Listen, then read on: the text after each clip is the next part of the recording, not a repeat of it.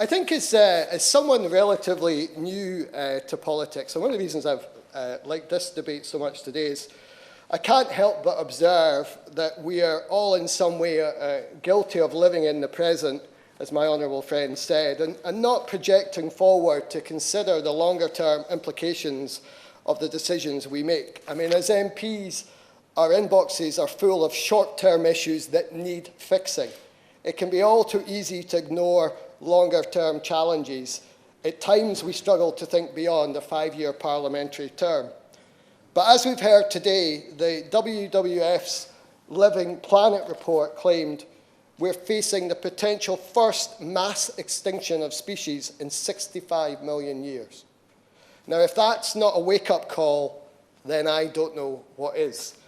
But the scale of the challenge must not deter us. We have a duty, as has been said, to our children and their children not to be deterred from the enormity.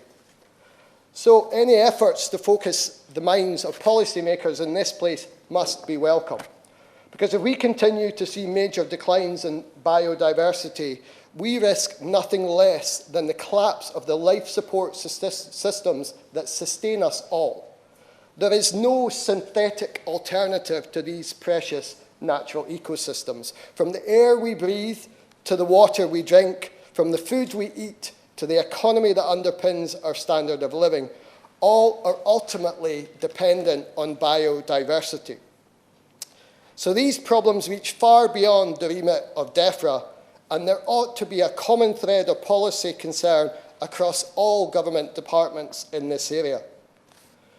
But let's be honest, we have very little sense of what approach the government will take to the environment after Brexit, and I welcome the Minister's chance to give us a perspective on that today, with all the potential impacts that could have on regulation and conservation programmes. I mean, if we take one example of this government's approach, in a recent study, ecologists found that 65% of the areas earmarked for potential shale gas extraction have an above-average level of biodiversity compared to the rest of the country.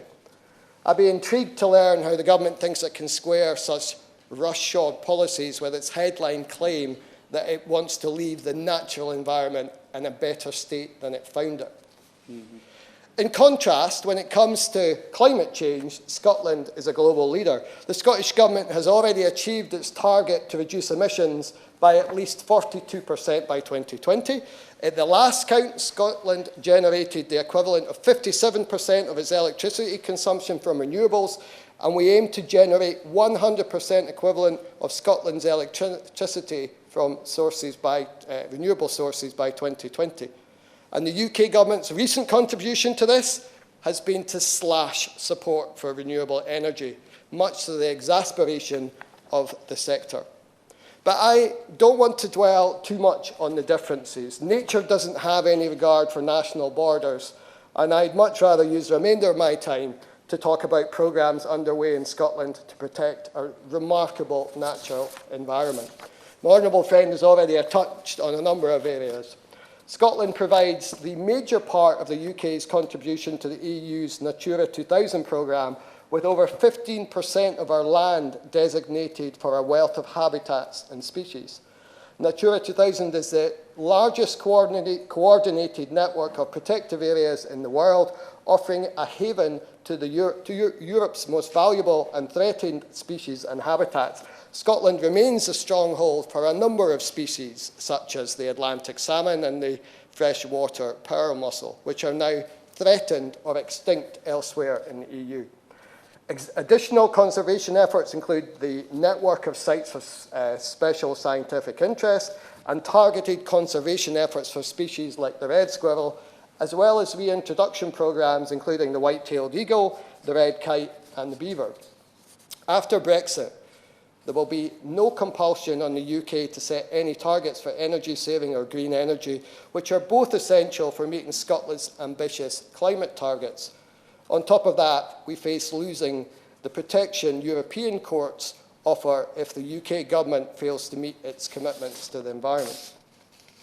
So in conclusion then, the potential mass extinction of species through the impact of human activity is about nothing less than keeping the only planet we have habitable. But no country can tackle these challenges in isolation.